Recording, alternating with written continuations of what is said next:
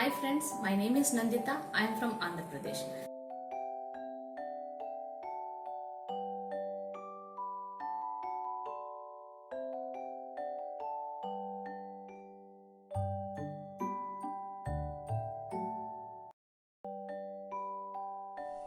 Children, now let us discuss about fungi. Children, you would have seen fungi as a white layer on bread when you leave it outside at room temperature for a quite few days. Yes, fungi get a favorable conditions and therefore they grow. But the same bread when you kept inside a refrigerator remains fresh for a long period of time. Fungi are multicellular organisms, that is they are made up of multi cells. They are heterotrophic and means depend others for their food. They live in colonies and prefer warm and moist places to grow. They are immovable. Some common examples of fungi are yeast, mushroom, molds, I, and organisms of kingdom. Fungi have capacity to become multicellular at some stage of their levels. Some are unicellular. These are eukaryotics and they have cell wall made up of tough complex sugar called chitin. Some of these organisms use decaying organic matter as food, so they are called septotrophs. Some require a living protoplasm of host organism for food. There are called parasites. Example yeast, molds and mushroom. Some fungal species live in permanent mutually dependent relationship with blue-green algae.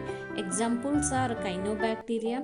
This relationship is called symbiosis and the symbiotic life forms are called as lichens. We can see lichens as the slow growing multicolored patches on the barks of the tree.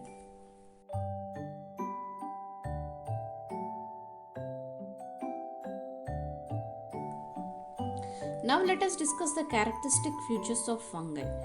Children, fungi are unicellular or multicellular and filamentous. All fungi are made up of fine threads called hyphae. Fungi are plant-like organisms. They have cell wall. They lack chlorophyll and that's why they do not perform the process of photosynthesis. Fungi store food in the form of glycogen instead of starch. Examples of fungi are yeast, mold, as we discussed earlier, such as penicillium, bread mold, and aspergillus, mushroom, etc. Children's study of fungi is called mycology.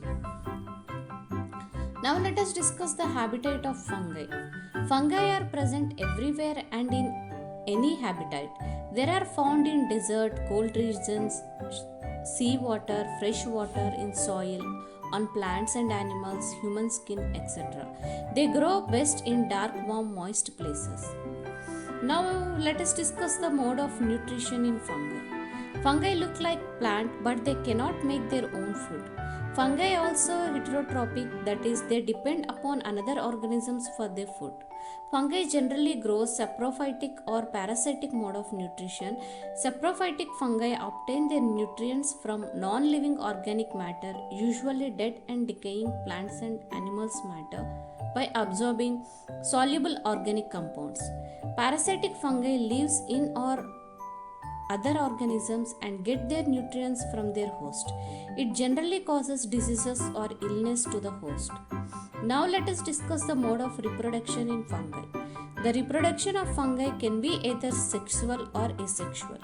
In a asexual mode of reproduction, fungi reproduced by fragmentation, budding, produces spores, etc. The majority of fungi reproduce asexually.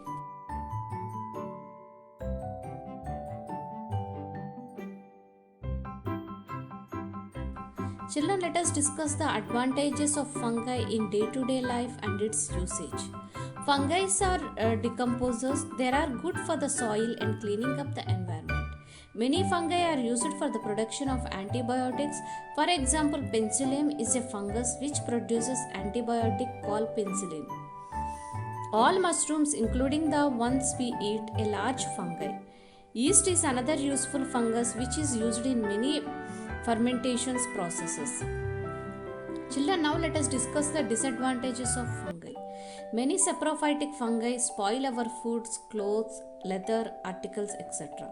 Example, you have noticed that cottony growth on leather or a steel belt. Eating such food can make you ill. Many fungus can cause human diseases. Some fungal species produces toxic that affects the plants, animals and humans also.